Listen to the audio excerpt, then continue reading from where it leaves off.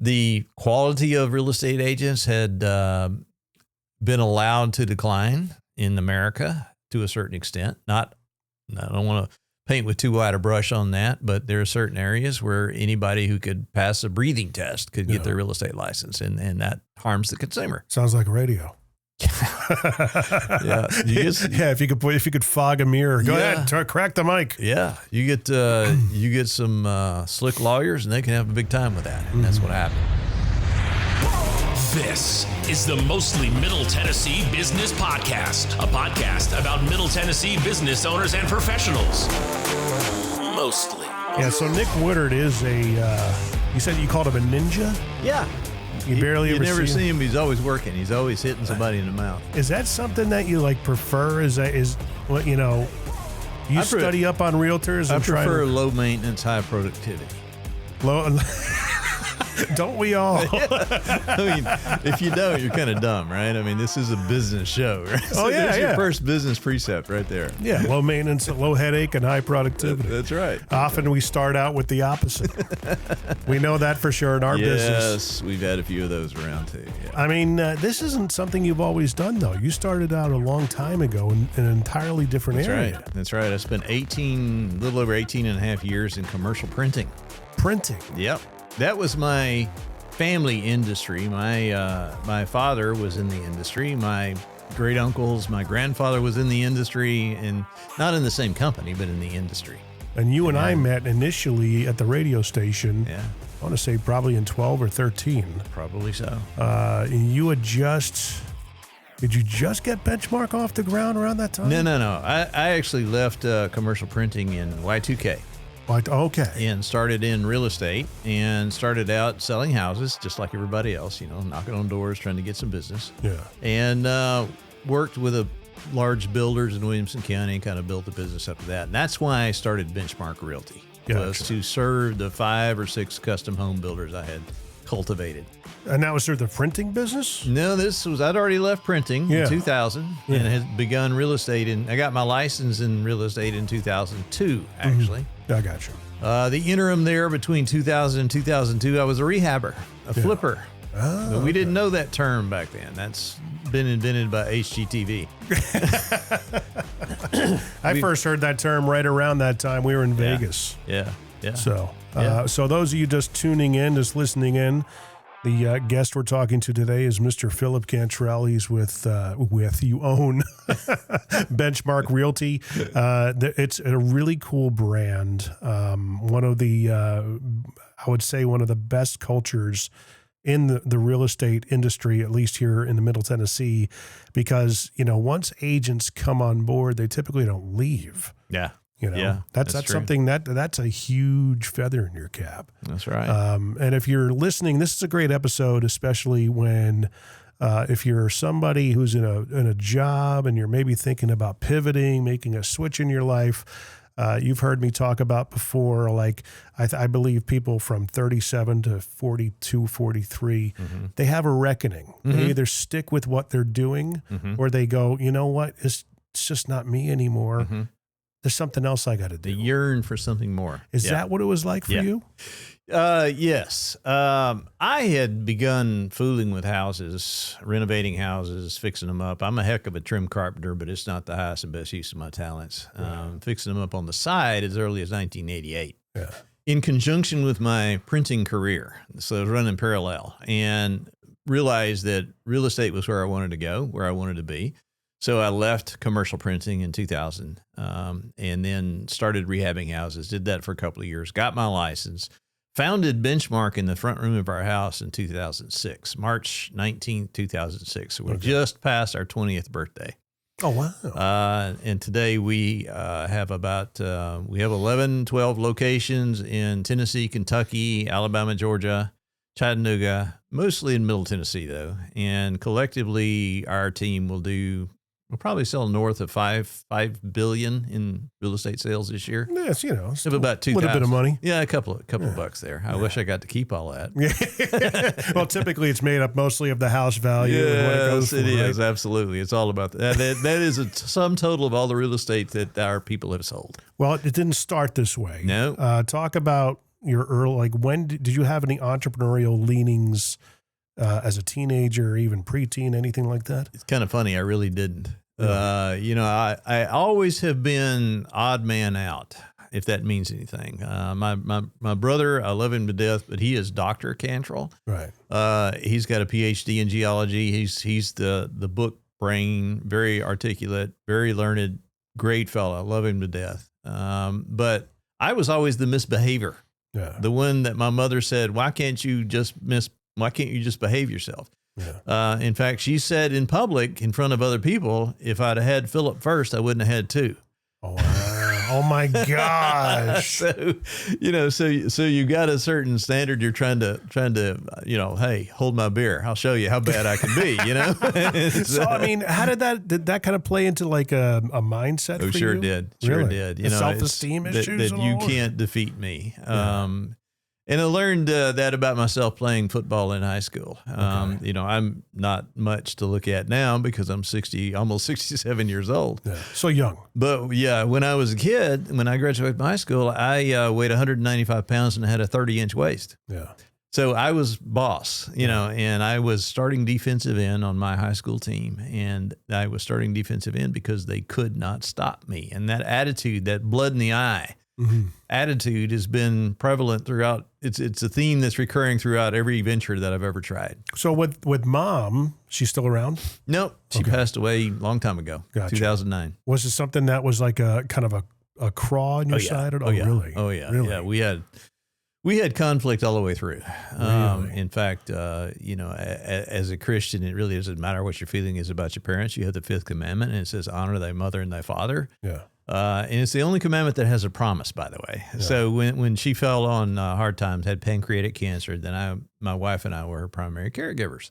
And about 2 days before she passed away, she was in hospice over here on Patterson Street, and she raised up and kind of out of her delirium of morphine that they had her on at the time, and said, Phillip, I just want you to know I'm sorry for everything I ever did to you. Oh, that's amazing. And it was a reckoning. It was really a come to Jesus moment. It's so funny because the reason why I'm asking all these questions, because it sounds similar to my upbringing. Yeah. I was, I guess, the hard one, the difficult one, but somewhat of a, I guess, dare I say, a trailblazer. I just did things the hard way. Yeah. My brother did the well-beaten path. He went to college. Yeah. My parents wanted him to get a degree and stuff. Wanted me to get a degree too, but it just wasn't in the cards.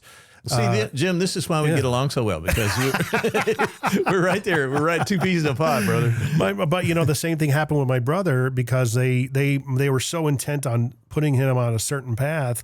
My father, on his deathbed, apologized to my brother. Not that we had a bad relationship with our dad. Our mom was a little bit more terse, but I mean, she's still fine. But our dad, we loved him. We just adored the guy. And because he put him on such a pedestal. Not a pedestal. I mean, they had everything so mapped out. Hey, we know you want to do music, but you should really have something to fall back on. So he had to get the BS in business and stuff like that. That ended up translating. He graduated not knowing what he wanted to do. Had an incident that basically led him to the law, and then he became a lawyer. He's been doing that for the past 30 some odd years. Does he still love it? I don't know. He hasn't really had that pivot moment. I'm trying to lean him into it, but he's 55. It's always good to have an attorney in the family. Oh, it's totally good. Totally good. But he's a good one. He's a great one. I mean, what a freaking grind. Yeah. My gosh. Yeah. So he had one of those moments too. That's why I'm fascinated, because my dad apologized to him saying, sometimes my ways weren't always the right way. And I apologize if I made you do something you weren't meant to do in your life. Well, that takes a real adult to admit that, right? Hey, it's a deathbed confession, man. Yeah. And it's kind of sad, though, when you look at it, that it got to the deathbed before the confession or the apology came forth. But as a kid, as us seeing that, it's good for us to keep that in your back pocket. That's because my kids always see me apologize. Yeah. I mean, to a fault. Just be real. Yeah. Just be real. Don't try to pump it up. Don't try to masquerade. Don't try to fake it. Just be real. Right. So was college in the cards for you? Did you do all that stuff? Yeah. I went into University of Tennessee, Go Vols, in 1977 when I graduated from high school. Yeah. And thought I was going to be a career Army officer. Joined ROTC, had planned on graduating, do you know how ROTC works? I remember it in high school. Roughly. Okay. Yeah. So in college, it's a little bit different. So you're training for 4 years, you're learning for 4 years. And then when you graduate, graduate as a second lieutenant in the Army. You're graduating with a degree and a brown bar, they call it. So I had aspirations of becoming a career military officer. I've always been interested all my life in military history. So I was going to be George Patton. That was going to be me. Right. And first 2 years, there's no obligation. You go to ROTC class just like any other class, and you drill. You put on the uniform, you go out and breathe chiggers and ticks in the woods on weekends. And then at the end of those 2 years, it becomes obligatory. You have to sign a contract. You start getting paid. They pay for your books and pay you a stipend each month. And then you're obligated for 6 years after you graduate to be in the Army. And so I did my boot camp, what anybody would when they joined the Army. They did the boot camp when I was a freshman in my freshman year, and then was ready to go to A school, get ready to sign the papers and go to A school. I was going to be a tanker, going to be a tank commander, truly George Patton. That's a cool job. Yeah, it is. Blowing stuff up, man. It's awesome. Trouble is, in the real world, the stuff you're trying to blow up is trying to blow you up. You're right. So that's a little bit of an issue, but I was young and dumb and didn't really care. So, but I had fallen in love at that time and with a young lady, and she persuaded me to not sign the contract. And so that's how I didn't become a career military officer. It was because I balked, and it's finished out the 2 years in college. Came out of college, felt bad about that, joined the Naval Reserve. Part-time weekends, 2 weeks a month, 2 weeks of summer, and did that for several years. So my cumulative military time was 8 years, but it's all part-time stuff.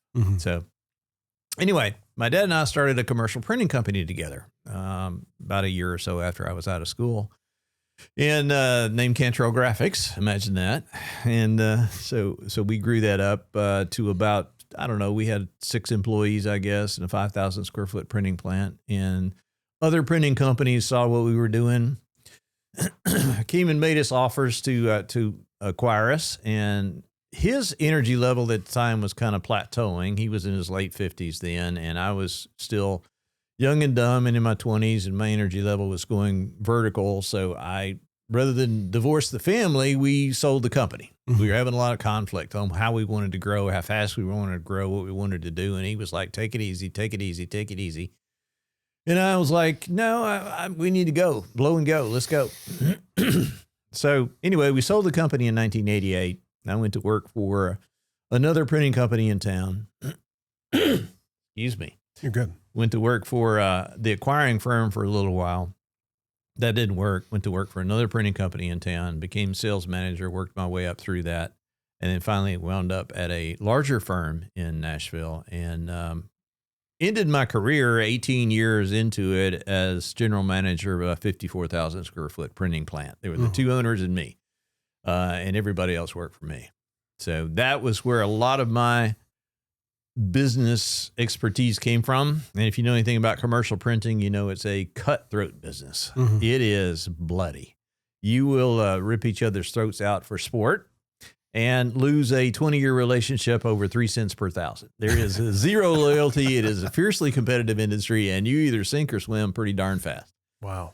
So that's where I got tough, I guess, and realized that because of that, I won't say hatred, but the hardness of the industry, I said, this is really not for me. This is not something that people live long and prosper in this industry. And everybody in their 50s in that industry at the time was a chain smoker and a heavy drinker. That should tell you something. Yeah.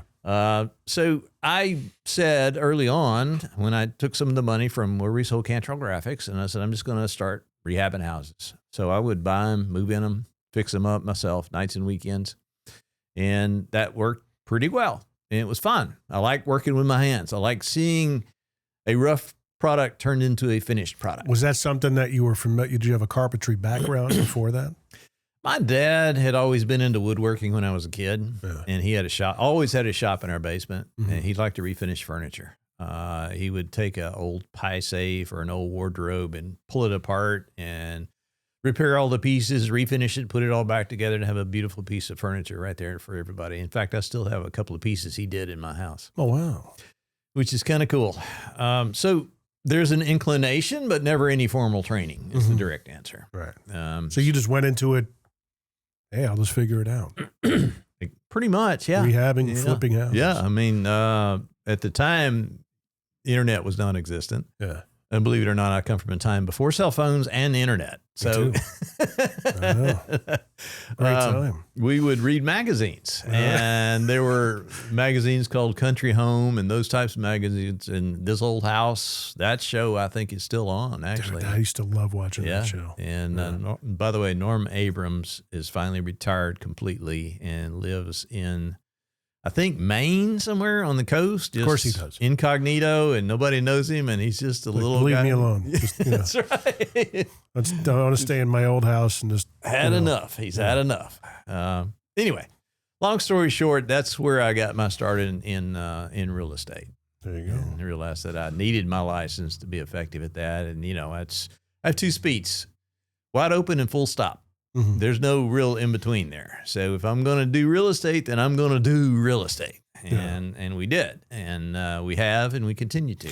Well, you got into it during a time that, in 01, 02, you said you got your license. 02. Yep. Was there an onslaught of people? Because, that's, I was in Vegas at that time, and I think the real estate market just started to get off, get real heated up. Yeah, yeah. There was a beginning, really it started to kick into gear in 04. Yeah. So I caught it.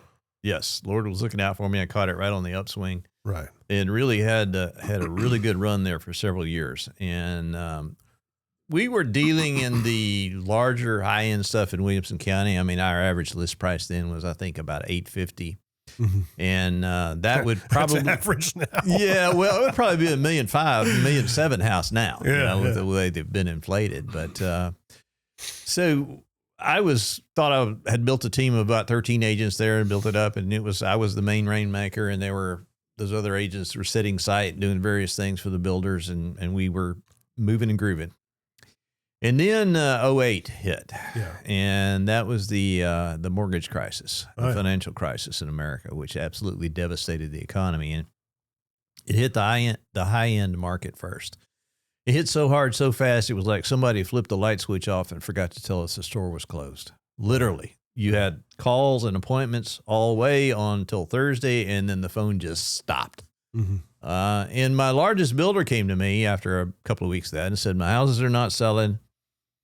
I'm going to go start my own real estate firm because I need to control that. I'm like, okay, well, that's a business decision. It stinks, but whatever. What I didn't realize that he enticed 7 of my 13 agents to go with him before he ever came and talked to me. Oh, nice. So kicked at the curb and then kicked in the guts. Mm-hmm. And so what are you going to do? Well, you figure out a different plan, or you fold your tent and go hang your shingle on somebody else's wall. And so I sat down and I contemplated what other large brokerages were doing in the United States, and that would have been in November, December, and January of 08. Mm-hmm.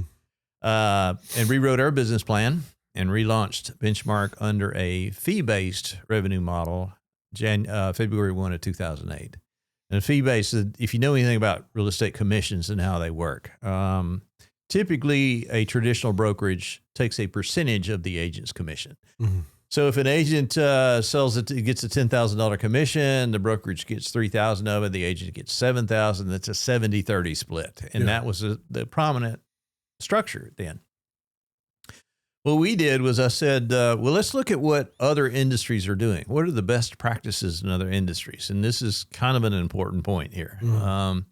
Just because you've always done it that way are the 7 worst words combined in the English language, right?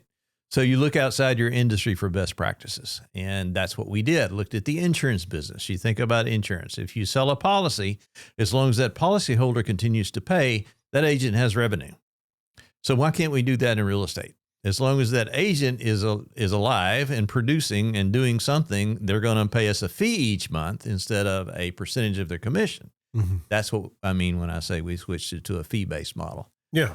We did that February 1 of 2008, literally staring at the abyss. Mm-hmm. And first couple of years on that model, it was pretty tough. Of course, it was pretty tough in America for everybody back then. All you kids listening to this, you have no idea. It was 1929 all over again. That was probably worse, I would say. It structurally, or in gross dollar terms, it was a lot worse. Yeah. So anyway, a couple of years into it, it began to turn, and got bigger and bigger and bigger. And the thing with a fee base versus a percentage-based revenue broker can have a profitable business on 7 or 8 agents. Okay. A fee-based broker has to have 50. Mm-hmm. That's a big difference. That's a big gap. So you got to scale, and you got to scale fast. Yes. Yeah. Very much like Walmart versus your boutique firm on the corner. Right. Kind of the same thing. So we had to scale, and that's, we turned in once we hit about 75 agents, I knew it was going to work. But there was a while there I distinctly remember in 2009 having a conversation with the Lord saying, Lord, if this doesn't turn, I'm going to have to go get a job. Mm-hmm. And an agent with another brokerage here in town walked in the door with her license and said, I'm sick of that guy over there. Would you take my license? I'm like, yeah. And within, 90 days, 40 more had followed her in the door from that brokerage. Really? Yeah. So it was definitely a divine intervention there.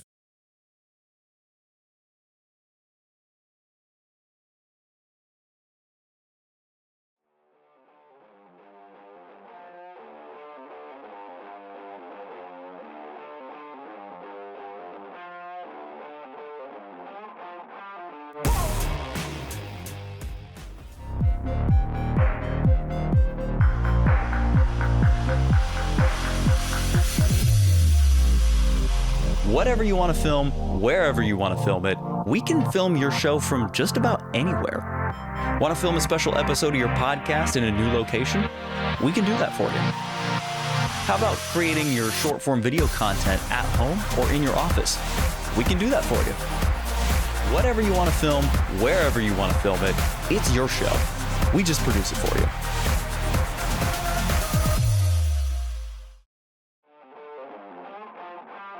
So from the time you made that decision to go fee-based to that moment, what did it look like? About a year and a half. Oh my gosh. Yeah. There were many months when I was borrowing money on my home and a HELOC to pay the rent. What was like the worst? Tell me about the day you wanted to hang it all up. Is that in that year and a half, there had to be several of them. Oh yeah. What was like, what kept you going? So there's two things about that. One is I was so busy. It's kind of like, you ask a soldier in combat, were you scared? Well, of course I was scared, but I was too busy doing what I needed to do to worry about being scared. And so that's kind of the answer I was in, or kind of the boat I was in. I was too busy working like a dog, feverishly, to get out of this, that I really didn't focus a whole lot on, hey, I might be in trouble here. The other thing is that I had a very good partner in my wife who said, honey, you can do this, you can do this, you can do this. The kids and I are counting on you doing this. And so I just kept going. That and my faith in the Lord is what brought me through it. No question about it.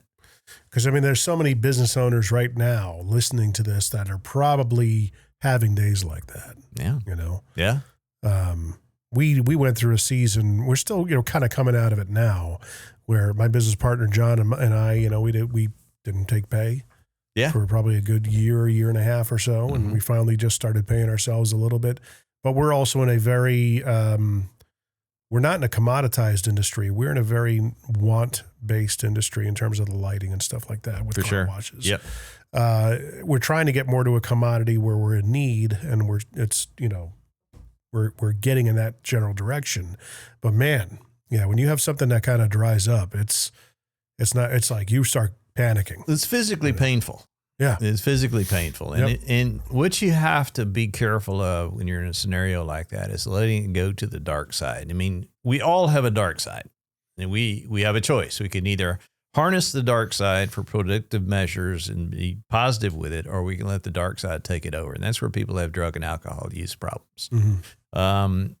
You could either go that way in a scenario like we're talking about. The trick is to just keep your head focused on what the goal is. And of course, I had a strategy, and that's another key point is you have to have, my belief, a written strategy of what you're going to do, what the milestones are you're going to achieve, and what the dates are that you attach to those milestones. And then you have a scoreboard, and you know how you're progressing toward the goals that you're trying to achieve. That gives you measurable comparisons. And those measurable comparisons are, even though they may be small and incremental, they are reinforcing. And you keep pushing, never quit.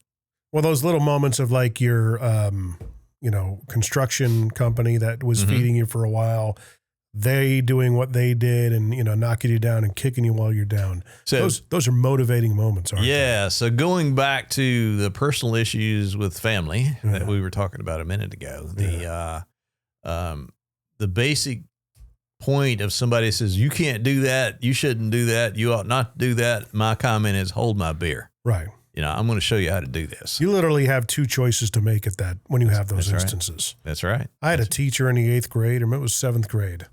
And I always wonder, I'm like, okay, now that I'm older, it's a motivation tactic. Probably, is it effective? But it also, was that your intent? You know what I mean? Well, the ability to harness it is effective. Yeah. It's definitely not a positive thing at the time that's happening. No. And you should never do that to anybody, I think, in my opinion. But, to be able to take that and harness it and work it for positive, work it for good. Yeah. You meant it for evil, but the Lord meant it for good. And that's kind of that's where we have to go. To be fair, this guy was a Vietnam vet. And probably PTSD going on there. Yeah. Maybe some of that, but also the boot camp mentality, right. It's we're to motivate you by tearing you down and building you back up kind of thing. Yeah. Which a lot of, sometimes it works. Well, and that generation had a lot of that. I mean, pretty much every male over 80 when I was growing up, or every male over 60 when I was growing up, had been in the military and been in war. Yeah. Not just in the military, but had been in war, in combat. My father was in Korea and World War II. Yeah. So he had a little bit of that too, but his was kind of a passive take on it. It's like, I am done with that crap. I'm not going to holler at anybody for the rest of my life. It's like so many decisions. Yeah. They're going to be, I talk about managers and leaders that will show you either how to do something or how not to do it. Right. And it's crazy. Right. I mean, again, getting back to the culture you built, because it's, how many agents are under your umbrella now? We are rapidly approaching 2,000 agents. That is nuts. Yeah. That's crazy. Yeah. And we don't hire newbies either. So there's that. So these are all productive, active agents, not just people that got a license so they hope they could sell grandma's house in a couple of years. Right. Yeah. They're not part-timers. They got to. That's how you wind up with a total of $5 billion in sales on an annual basis. Yeah. Right. Absolutely. Right. And when you and I met, it was, I would say, probably 2012. You came to the station to shoot a video. Yeah. And we did all that. Whereabouts were you then? Do you recall? So I was probably at 300 or 400 agents, maybe. Okay. I don't know, 250 to 350 would be my guess. I could look it up in the records. I just didn't bring those. I didn't bring those with me today, Jim. That's fine. I'm just, having these conversations meander. Whatever comes up, comes up. I remember the reason for doing it was the first time I had actually hired a PR firm to help us grow.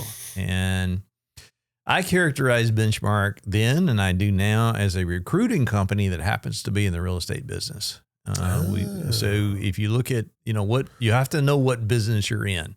And the way we grew our revenue was having additional agents pay us fees on a monthly regular basis. They had to be productive agents because that's the quality over quantity thing. There's always that conversation. But our effort at the time was geared toward, okay, we've hit this milestone. Now we need to get to the next level. And that's when I brought in some professional adult guidance. And that's where you and I connected, because they hired you to do the first. They said, Phillip, you need to do a video. You need to do a video. And I said, yeah, look at this face. I have a face made for radio, not video.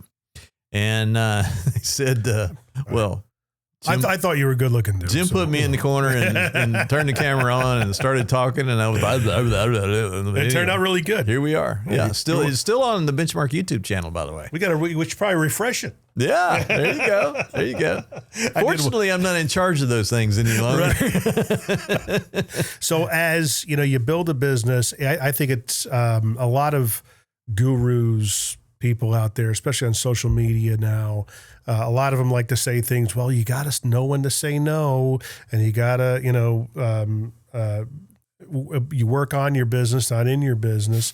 And it's like, you got to wonder, have you ever even owned a business? Because you have to work in your business, and hopefully with the extent and the expectation to be able to. Yeah. You have to earn your way to working on your business. That's right. What was that time frame for you? Because you started in 2006, you recalibrated in 2008.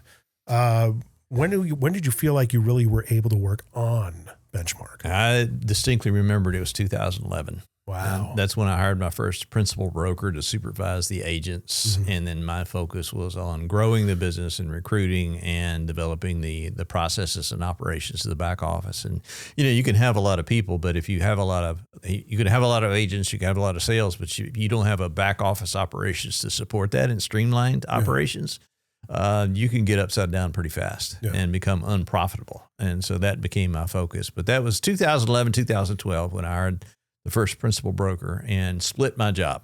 Telling you, mostly Middle Tennessee business podcast audience. Did you just hear that? That was about a 5-year time frame. There you go. And it's always about the length of the runway. Yep. To know if you've got something. That's right. That's right. It's always around that time frame. It's crazy. You can tell if it's got legs. Yeah. Yeah. So we're about, in our industry doing what we're doing, we're going into our 5th year. There you go. So it's, let's get ready to blow up on you. Yeah. I can feel it. That's how it works. Let's just, you keep digging, and hopefully you keep digging until you hit the diamond. 100%. 100%. Because working on your business, I believe you're able to start working on culture. And a friend of mine, Joe Agresti, he owns the Dream Motor Group, the Mercedes and Ferrari dealerships and everything. He calls himself CEO, but he sees it as culture enforcement officer. Yes. And with culture, you don't get to 2,000 agents without some sort of a North Star culture. Mm-hmm. Was that something you had in the back of your mind going into it, or did it just naturally happen?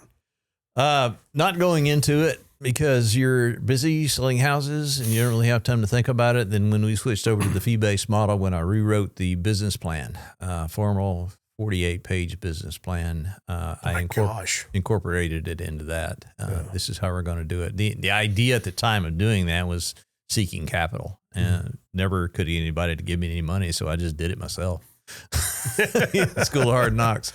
But I incorporated we have 6 mission statement points, and I incorporated those into the business plan.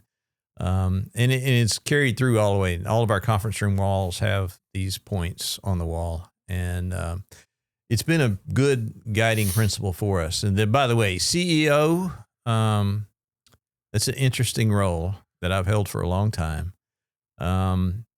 It's the CEO's role, the leader's role, whether you're CEO, president, or supervisor, is to blaze the trail, to lead the way, to share the mission. And that oftentimes when a team falls apart because of lack of clarity is one of the reasons. There's actually multiple reasons, but that's usually a big one. Mm-hmm. And the leader's role is to provide the clarity. This is the hill we're going to take. This is the mountain we're going to climb. Y'all come on with me.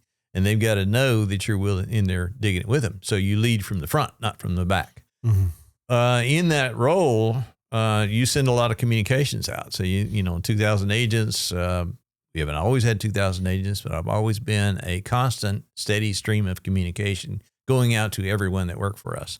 Keep in mind, we have W-2 employees and 1099 independent contractors, which are what the agents are. Of the W-2 employees, we have about 36 of those. Mm-hmm. So it's a small nucleus of people that manage all this. But the letters C, E, and O stands for Chief Email Operator, because you're communicating, and you got to be visible. You gotta share the mission. You gotta breathe it. You gotta live it. You gotta eat it. What was your modus operandi getting into doing your own thing? Why did you want to do it? That's a really good question. I guess I have the role of I liked real estate, and if I wanted to do real estate, as I mentioned earlier, you either do it big or you don't do it. And so to me, the logical progression was to have a real estate brokerage and to grow it as large as possible. People used to ask me, how big do you want Benchmark to be?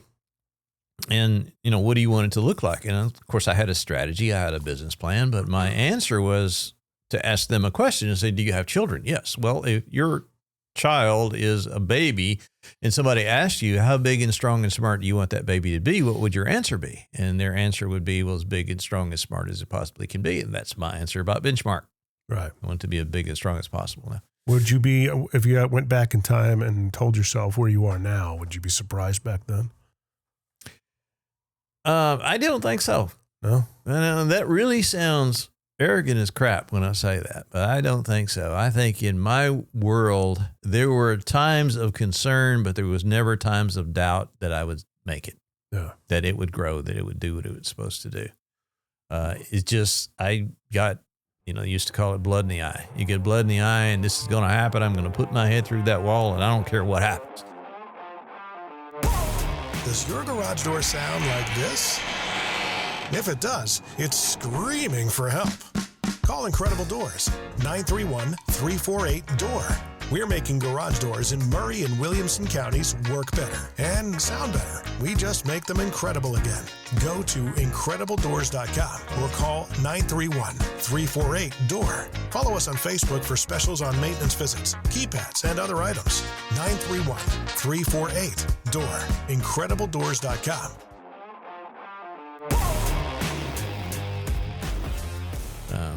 This used to be a podcast. We called it "What's Your Problem?" because it was based on the notion that there's always something. You still get "it's always somethings" in what you're doing today?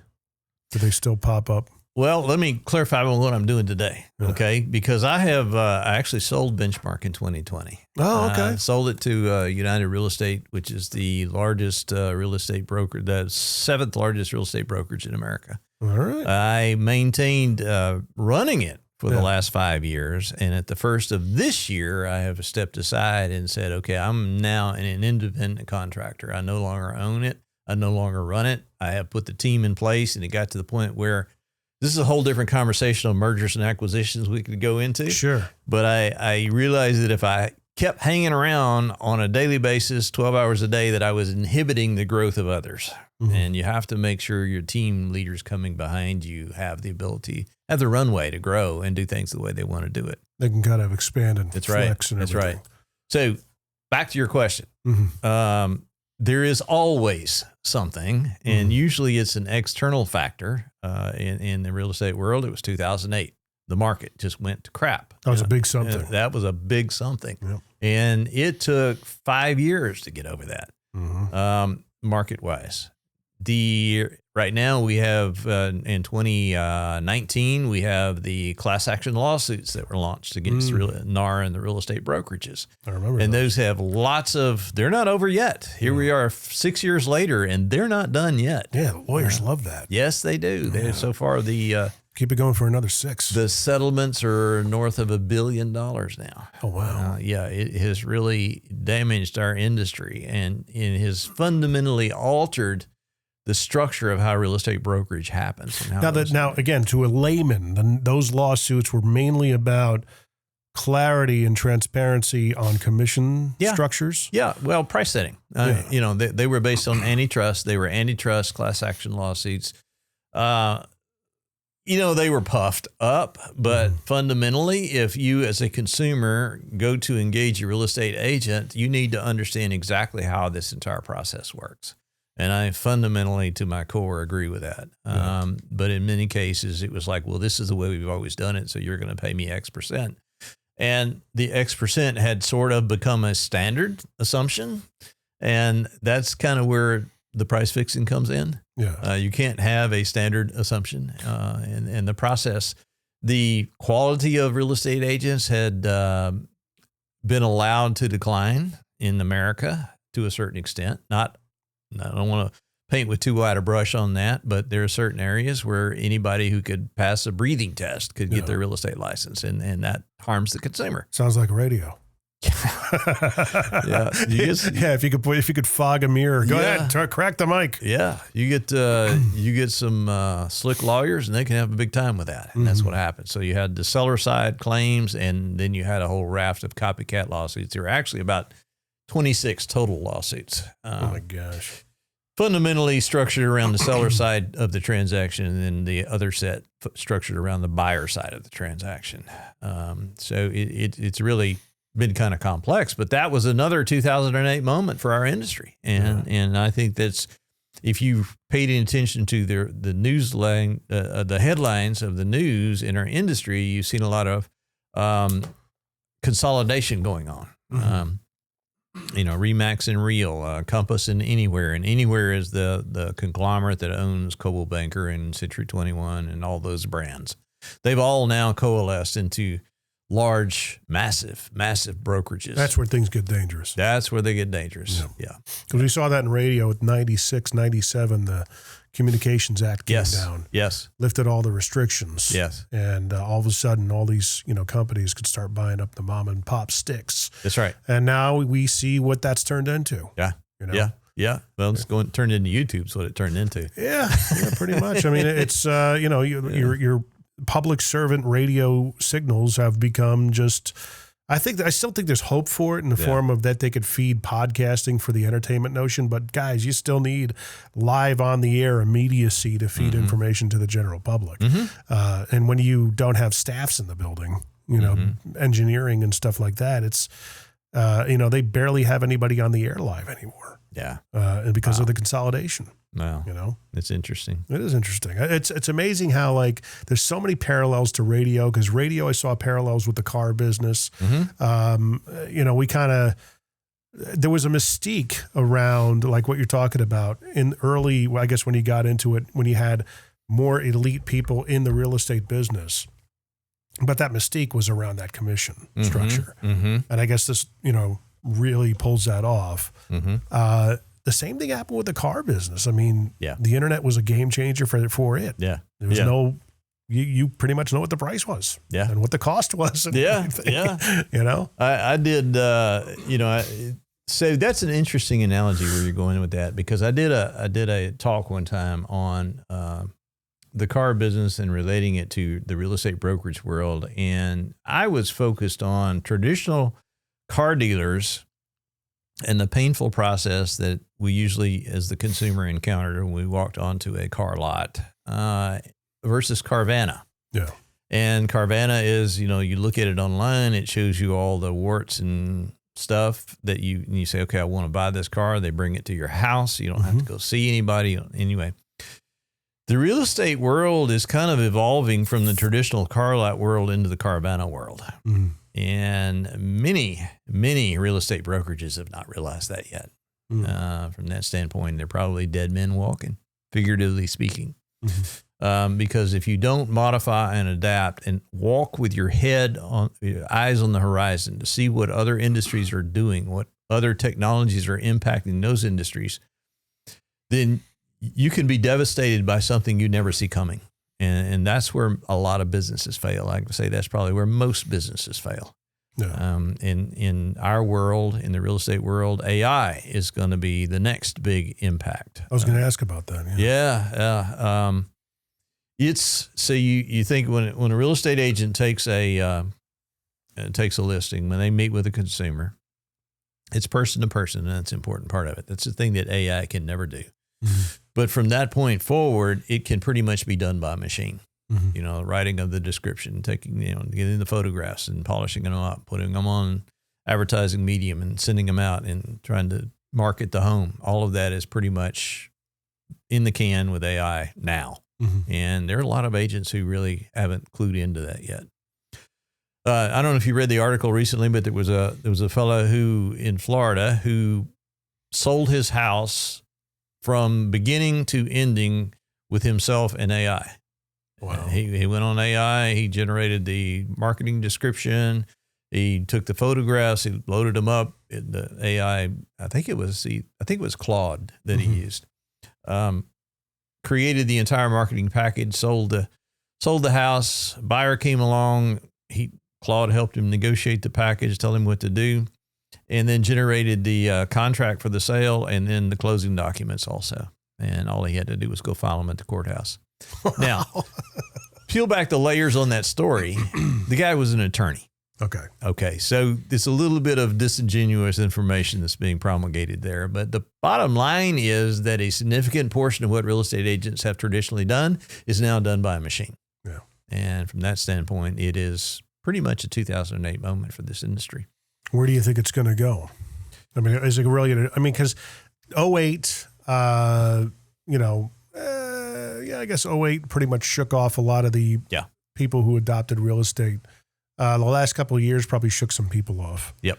I think in the general business sense it did, because from 2013, you're not wrong. I remember feeling a certain part of that year where I'm like, this is different. Yeah. That was the year I got out of radio and went into the car business by God's grace. But it was one of those things where it just felt different. And it was a peacetime economy from 13 to 20 until COVID hit. And then everything just and then everybody became a realtor in 2020. Yep. And that just does a negative comment on how the standards kept getting lowered and lowered and lowered to qualify to be able to do this position. And anytime you have a industry that is driven by low effort, it is replaceable. Yeah. And that's exactly where our industry is. So where does it go?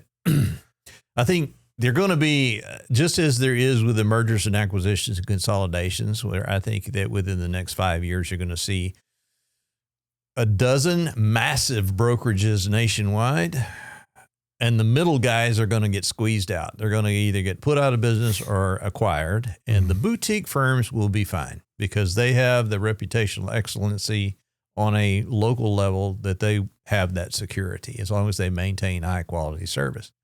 People are willing to pay for that. Some people want that, and that's fine. Kind of like the luxury aspect. Exactly. People still buy Bentleys, because Bentleys they want the experience. And they want the experience. They still buy Rolls Royce because Rolls Royce are handmade. Dude, people still want to, a luxury travel agent is still a viable career. Right. Because they want somebody who's been there. That's they want right. Somebody who's had the experiences, knows orbits can only lead you so far. But there still are a crap load of Camrys sold in America. Oh yeah. So, there's that. And I think that you're going to see that consolidation. The same thing will happen on an individual level with the agents. Yeah. You will see agents, you will see some that do very, very well. You will see a lot in the middle that get crushed out. They either go to work for teams for the larger agents or they get out of the business. And you'll see in our case, the lower echelon, the ones who really don't do anything, they'll go find something else to do for a living. There was actually something that popped up together maybe about 2 months ago on my Facebook feed. And I can't remember who the guy was who put it out, but he's kind of like a real estate influencer, has got a big audience, so on and so forth. And somebody else within our community shared it. And, with like an amen kind of thing. And what the guy was saying, the whole first line was that if you come across or meet somebody who's a realtor, thank them. And it's like, from a layman's standpoint, I'm like outside the industry. I know a lot of realtors. I've produced a lot of content for realtors inside the industry. I looked at that and I read through it and I'm going, no. Why? Did somebody hold a gun to your head? He's like, what? Because they lose time with their kids and they got to show houses at the drop of a hat. And I'm like, you chose to do this, man. I mean, it's like, what is it? I don't know if you've come across anything like that, but as somebody in the business, what's your first visceral gut reaction upon hearing something like that? Is it like, oh, dude, why'd you say that? Well, yeah, man, I understand completely what you're saying. It's like, you're not out fighting on the front lines for crying out loud. Right. You know what I mean? Right. The problem that we have in our industry, and I'll just be totally honest with you, is that we don't accept the responsibility that goes with the mission. Right. Is that it goes back even further than that, one step back, is that our industry in general, and I'm really painting with a broad brush now, is focused on money. Mm-hmm. And anytime you focus on money and not service, you're climbing a sand hill and you're not going to succeed. Mm-hmm. But a lot of the training programs in our industry, a lot of the gurus in our industry, they're like, it's money, money, money, money, money, numbers, numbers, numbers, numbers, numbers. Well, what about the single mother that has 2 children that can't really afford a house, but you got to find her a deal? Mm-hmm. That's deserves thanks because you helped somebody. If that's your intention. If that's your intention. And that must be the intention to approach every situation like that, in my opinion. And here's where my cynicality comes in, because that's where one of the things was hiding in there because you were grinning at me. Because he basically said, he's like, just to get that high of helping that first-time homeowner to get this. And, of course, the comment sections were filled with other realtors going, yes, I'm like, guys. And if that's your motivation, do it for free. Yeah. You know what I mean? Yeah, I don't disagree with that. but it's kind of hard to feed the babies when you're working for free. I know. Yeah, but it's like, let's be honest. Everybody's we're all here to make a buck of some sort. So Americans in general have struggled with honesty, right? Yeah. We all struggle with, we like to think up ways. Humans. Humans. we like to make up ways that make us feel bigger than we really are. And, the bottom line is it's a business. Yeah. And that's a fundamental problem, is that we get too involved in the marketing and the public relations and focused on the money, and we forget about it's a business. Yeah. And you got to run it like a business. You have clients, you retain clients, you service your clients, you get paid for doing that. That's how a business works. And if you do it properly, you actually make a profit at it. If you don't do it properly, then you don't. It's called meritocracy. Yeah, exactly. Yeah. We're going back to the conversation about AI and is it going to impact our industry? And we talked about how that it already has and continue will. And probably every industry is the same thing, but I don't have full exposure to every other industry, so I don't know. But the thing that AI never will do is hold a lady's hand when a deal is falling apart at 11 o'clock at night on the house that she really had her heart set on living in, already had envisioned being in that home, and then it blew up for whatever reason, an inspection, a bad comment or whatever, it blew up. AI can never do that. So from that standpoint, agents will always have a role there, but the question is, are they polishing those skills that will secure that longevity? And that's where the danger comes in, and that's where you have, like we saw in 2008, a flush out of agents out of the industry. You're probably going to have another one here because a lot of agents don't see that. They don't understand that connectivity, that really, what is your role? I mean, we used to think when we had the MLS books, the phone books, that we were the controllers of all the information. And the consumer was saying, we want information, we want information, we want information. And the brokerage industry said, we're not going to give it to you unless you come to us and pay us. Mm-hmm. What happened? Zillow happened. Zillow came about because the brokerage industry abjectly failed to deliver what the consumer was demanding. And AI will fill that role in the same manner if we don't deliver what the consumer is demanding. Hi, I'm Jason Miller. I'm the owner of Christian Brothers Automotive here in Spring Hill, Tennessee. We fix cars here, both European and domestic, from simple oil changes to complete engine rebuilds and replacements. Most important thing, though, is while you're waiting, we've got the best snack game in town, and we invite you to make yourself at home and get to know us, and we treat you like family. We're located right across the street from Walmart on Highway 31 right here in Spring Hill. Let us know that you heard about us on this ad, and we'll give you 10% off your next oil change. So stop on in and see us in downtown Spring Hill. Do we even have a downtown in Spring Hill? What would for an agent that's listening to this that might be, whether they know it or not, in that position, what is the advice for them? What should they start thinking towards? Become a student. That is rule number one in my book since day one I got in real estate. Become a student of best practices, become a student of the industry, become a student of other technologies that could impact this industry and best practices in other industries, and say, can I use this here? Stop listening to the gurus. I was going to ask about the gurus, but keep Most going. of the gurus have either, like you said earlier, never sold a house, or they haven't sold a house in 25 years. Right. And that's okay. But don't try to walk me off the cliff edge if you've not actually been on the cliff edge. Some of the gurus aren't even in the business. Right.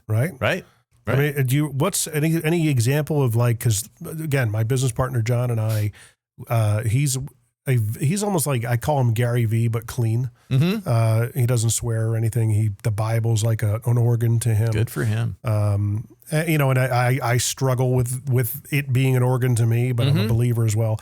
But he's like, there's so many unhealthy business tropes out there, business advice, business commentary, and influencers that, why are you, this is a bad idea for anybody to be listening to. Yeah. Anything come to mind that's like prevalent in your industry that like for agents coming in, okay, just ignore all of this. Anything?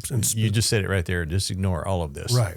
Because they are on every corner and they are on every social media channel and they are blowing it up and they're getting you to come to their events on the promise that you're going to sell $50 million next year.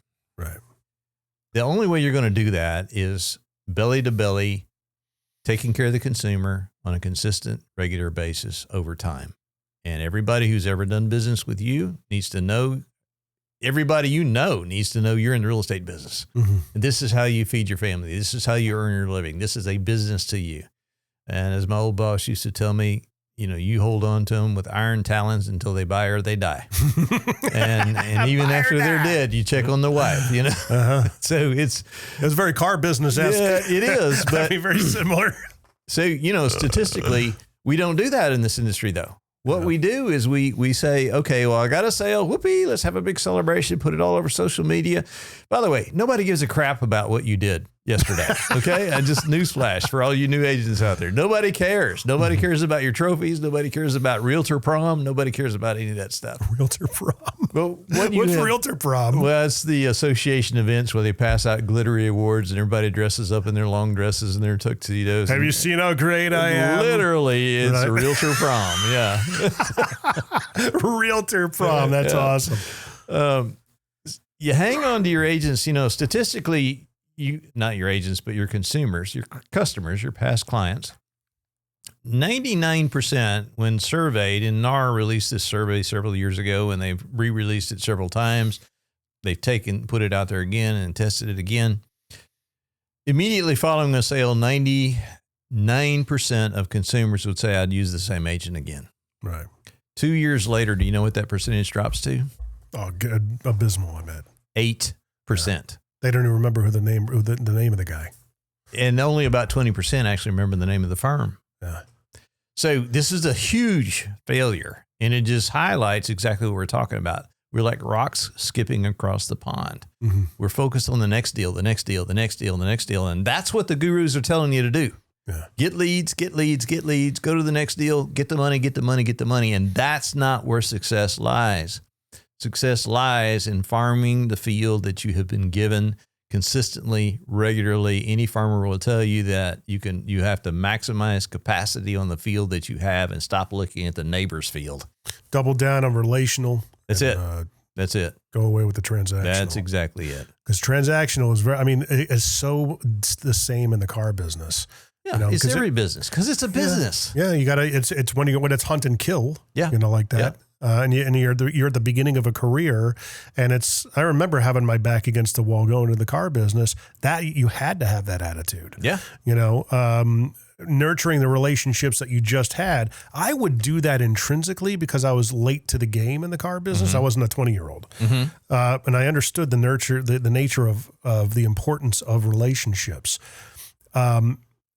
But at the same time, I still had to make my mortgage payment. You got to load the pipeline. Yeah. You got to load the pipeline. There's nothing wrong with that. And I'm not disparaging buying leads or whatever to load the pipeline because even if you have a consistent book of business, even if you have relationship business, people die and move away, right? It happens. So you got to replace those. So you have to constantly be replenishing those sources. But what we do in our industry is that we are so focused on the front end that we have no control and no capacity and no understanding of what happens on the back end. So it's like you got them in the front door and they're running out the back door as fast as you can. And that to me is a treadmill that no business should be on. Right. And it's as your business scales, keeping those relationships healthy. Yeah. It can be a challenge, you know, and as somebody who's like a solopreneur, which realtors are, they're basically Like, again, in the car business, it's as close to owning your own business without the headaches of the back office because it's already established. Mm-hmm. The dealership's already kind of taking care of all the accounting, all that stuff. You just got to worry about getting customers, paying attention to your inventory, communicating with people. Right. That's it. Right. The thing in our industry, though, is we're scared to death. And this may be a generational thing. I don't know. Scared to death of picking up the phone and calling somebody. Right. Just pick up the phone. How's kids? Your son's getting ready to graduate from high school. Develop a relationship. Mm-hmm. That relationship will see you through a lot of dark times. That was one of I tell people all the time, the car business was like college for me. Mm-hmm. It was the biggest educational experience of my life.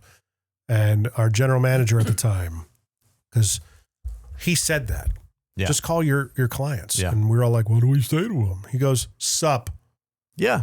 Just say that. How are you? Ask, how are you, and mean it. Right.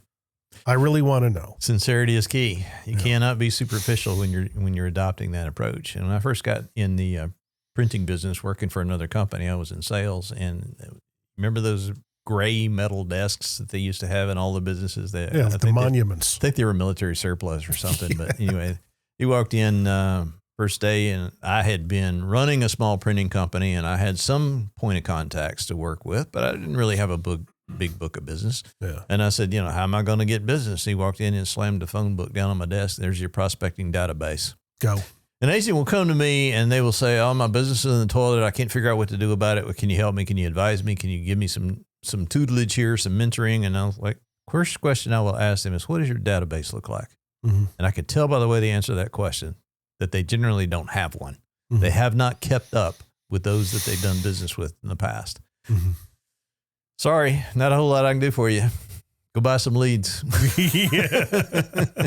And it's another interesting observation I made, because I always had this observation that very similar with car business, all the commoditized industries, insurance, car, real estate, you name it. But the car business people and realtors, very similar, but the big differences were the fact that car salespeople were horrible marketers, but good salespeople, because they're getting, 4, 5, 6. Because they're coming to them. They're at bats a day. Inbound. Yeah. They're basically getting practice multiple times a day, right? Closing, all the different tactics. Realtors are great marketers, but horrible salespeople. Right. Is that about accurate? Right. Absolutely. Yeah. Absolutely. Yeah. And I'll be honest with you, that's probably one of the worst. When I was selling houses, and understand that in my career, I have represented north of 900 buyers and sellers personally, me, across belly to belly across the table. Okay. Yeah. And the bottom line is that I characterized myself as a very poor salesman, but I was an excellent marketer. And I was extremely competent on keeping the deal sold. Mm-hmm. Now, that's a bigger deal, obviously, in real estate than it is in cars, because you get them, they're on the lot. They're there. They're in front of you, right? Yeah. Well, we had to get them in front of it, and we had to keep them in front of us because there were 50 other people trying to get them away from us. The home inspections, the termite inspections, the appraisal guy, the mortgage guy. There were all kinds of things coming at you. But I was very competent at keeping the deal done once it was done. But I could not sell hot chocolate. I could not sell hot chocolate to Eskimos. I'm not a salesman. The other, we addressed AI. We addressed all the challenges that are going on, not just in your industry, but a multitude of industries, that there's just a changing of the guard, an upheaval of the landscape, if you will, in a lot of areas. With real estate, especially around here, you're hearing more and more that, just how are regular folks supposed to get into a home? What do you see happening with that as time progresses? So what happened in our industry, or what happened in housing, in the economy, was contrived and created by the Federal Reserve. Mm-hmm. We had this issue in 2020 called lockdowns, and in fear of a recession, they started creating money out of thin air and pumping it into the economy. And this is not anything new. That has always been the go-to mechanism of the government to get the economy back up on its feet. Even if it's political and it's election time and they want more votes, they want to create a wealth effect, and then they can take credit for the wealth effect. And they really did it big in 2020 and 2021. And problem is that they kept going with it. So in the greater Nashville MSA, which is Davidson and the 7 surrounding counties, that's the Metro statistical data. Then you have 2015 to 2023, we had a 100% price increase in the median home price in that greater Nashville MSA. 100%. That's doubled. That means 200,000 went to 400,000. That's not rational. That's not real. That's not market driven. That's driven by the fact that they were pumping money into the economy and making it as cheap as possible. I mean, we have now had, I think they're over it now, but we had an entire generation of buyers that thought 3% was normal.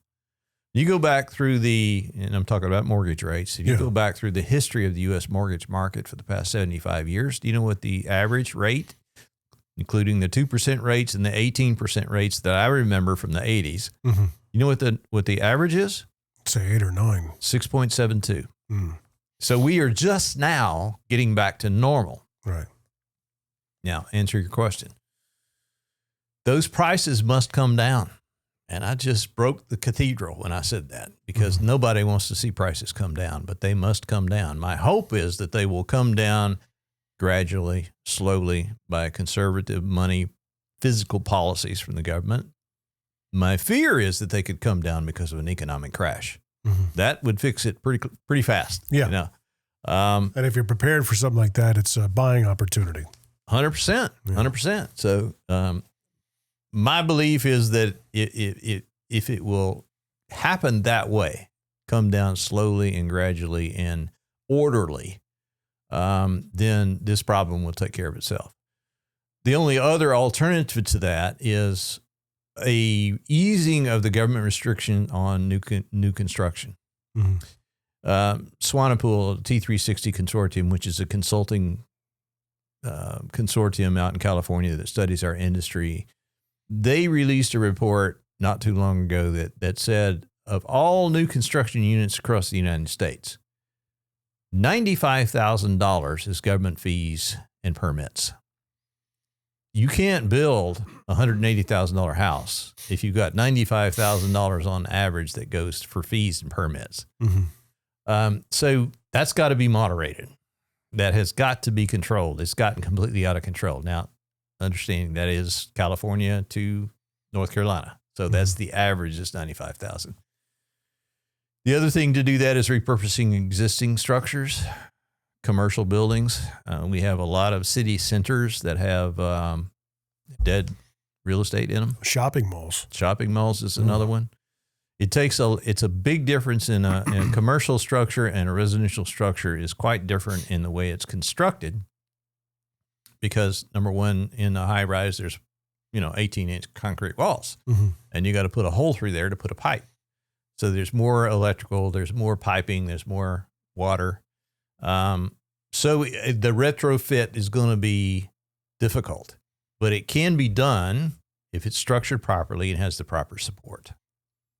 I think that is a partial solution. The solution that I see in our specific area here in Williamson County and Franklin particularly is apartments. And I think that's a mistake. I think that's a deadly mistake. It's easy, it's fast, it gets lots of people in a small area, and it's relatively cheap, but it's not home ownership.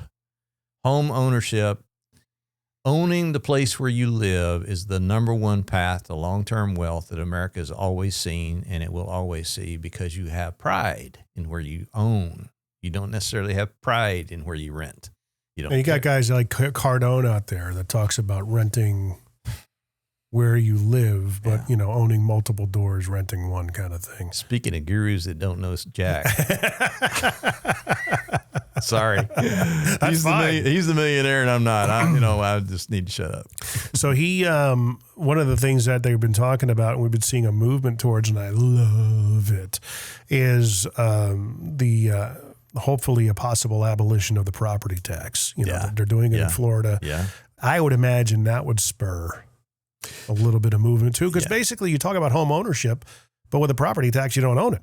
Right. No, you really don't. You really don't. I mean, and I have property here and I have property in Florida, and Florida has done a couple of things that I like very much. And I think that Tennessee probably should consider this one, and that's the homestead exemption. They have, if it's your primary residence and you are a resident of Florida, then you pay about 40% less in taxes than the guy who's an investor. Oh, okay. That would make up for some of these STRs that we see going in so rapidly, and they have, in some cases, absolutely ruined neighborhoods in Nashville with STRs, short-term rentals. Yeah. Nobody wants to live in a party pad. Nobody wants to live in a party pad. They want to come visit, but they don't want to live there. And then many neighborhoods have put up rules and regulations in their HOAs to stop that, but still some of these larger buildings in Nashville have a problem. Well, even the side effects of 2008 in my neighborhood, where I've been for the past 21 years, was the rental companies coming in and buying up all the houses. They saw the opportunity. And we're surrounded probably by about 3 or 4 rentals. Yeah, it's BlackRock in private equity primarily. They in Murray County, where we're sitting right now, there was one year, and I want to say it was about 3 years ago, when they came in and bought nearly 3,000 properties in this one county. Single-family residential, 3-2, small lots, turn them all into rentals. Now, the problem with private equity is they run funds in a series of 5 to 7 years. So their time frame is 5 to 7 years. They're going to start rolling out of those in a few years. What is that going to do to the home prices in the area then? They're not stupid. They're not going to roll out all at once, but they will roll out of those homes. So they will return to the market. Now, they may return, instead of returning to the free market for an individual owner occupant, they may actually flip them to another private equity firm. I don't know. But yeah, that's been a problem, and there's been some discussion in Congress about curtailing a lot of that and putting some restrictions on that. Well, people like to piss on HOAs. Yeah. But I tell you, the HOA efforts to curb that in our neighborhood was amazing. I think I was actually, before I got on the board, but because of our HOA, they curbed the influence of the rental companies coming in. Well, they're fighting for their lives. Yeah. Fighting for their values. Yeah. Because, if they come in and you got 100 properties in this neighborhood and an investor who you don't know and can never get to buys 60 of those, what have you got? You got Rental Nation. Yep. And it goes back to what I said about taking pride in ownership and what you own versus where you rent. And the crazy thing is the rents that they're paying for, they might as well be mortgages at this point. Yeah. It's nuts. Yeah. So you brought a book with you, because I think here's the other question I was going to ask. You are really, like, if anybody should be out there putting their thoughts and ideas, responses, influential type of approaches, it should be you, man. You got the clout. You got, a good heart. 43 years in business. Right. I have founded 10 separate companies. Oh, wow. I don't know if you realize I characterize myself, or people characterize me as a serial entrepreneur. Right. Now, I just known you from Benchmark. Yeah. Of those, I have 4 wins, 4 losses, and 2 ties. Right. If you want to put it in a sporting concern, which is kind of like kissing your sister, which is a loss in business. But so 4 wins and 6 losses, essentially. Is there any plans to maybe put you out there as more of a prominent personality on the Insta, the TikTok, Facebook? I see your posts, and I always agree with them. I love them. Yeah. But, I mean, dude, you're ripe for a podcast. Well, I wrote the book, which this is your book, your copy that I'm going to give to you. Thank you, sir. And I didn't autograph it in case you want to sell it on eBay and make a couple bucks. But it's Finally My Way to Success, Lessons from 42 Years of Winning and Losing in Business. And it's very transparent. It's very, here it is, do with what you will. And I tell the story, I try to tell the story there. And in writing that book, it's a pretty big lift to write a book. I don't know if you've ever done it before, but if you do it correctly and the whole distribution and everything, it's work. And it's really like a calling card. Yes. Yes. It's like a big expanded business card at this point. So everybody's saying, when are you going to write your next one? You want to write your next one? I was doing a lot of articles for industry newsletters and industry magazines and stuff. And I've probably written, 40 or 50 articles. Yeah. But to what I found recently is I can write a script for a YouTube video, and then I can talk to a camera, and I have written an article, written air quotes here, written an article, and has distribution. So literally the second video just hit yesterday, and I record them and I edit them myself, and I just throw it out there, and it's pretty raw, it's pretty transparent, but man, people are loving it. Oh, good. It's pretty awesome. So that essentially is your podcast in a way. Yeah, if I cared what anybody else thought, then I would have a podcast. But well, it's just it's a great source for content. Yes, yes, I agree. I agree. And easy peasy. You have a conversation, you can clip them up, all that stuff. And I think that's probably in the offing as well. Well, we got to talk about that. I might know somebody. There you go. I might know somebody. Anything else you want to talk about? Because I know we're kind of running a little long here, but not bad. So I appreciate the opportunity. I would say to anyone who is an entrepreneur, who is starting a business or is an independent contractor and feeding their family, is to persevere, focus on the consumer, never lose sight of focusing on the consumer, and stop focusing on the money. The money is the scoreboard of your service to others, plain and simple. Wow. There you go. There you go. It's a byproduct. That's right. That's right. It's a tough thing to keep that in mind, but especially when you're trying to get some for yourself. 100%. Well, there you go. As always, the more information will be in the description. All the ways to contact Mr. Phillip will be there as well. For those of you listening, if you got something out of the episode, obviously, please share it out. Let somebody know you listen to it. Everything's shareable at mmtbp.com. That is the Mostly Middle Tennessee Business Podcast.com. In the beginning of this episode, I forgot to even introduce myself. I am Jim McCarthy, the host of this illustrious podcast. And man, good to catch up with you, Mr. Phil Cantrell. Yes, sir. And, yes, sir. Thank you. We got to talk offline about getting you more public. So there you go. Thanks for coming by. All right, buddy. Thank you.